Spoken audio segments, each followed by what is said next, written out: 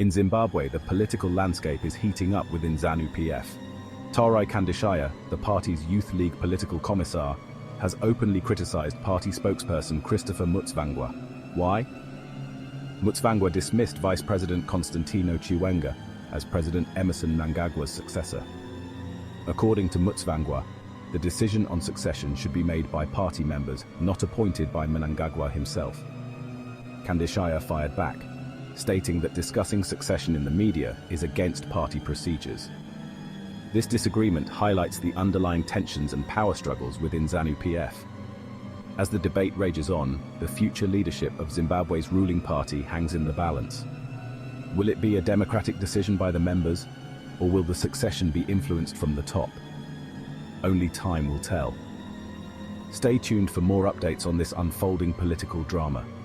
Don't forget to like, comment, and subscribe for the latest news in Zimbabwean politics.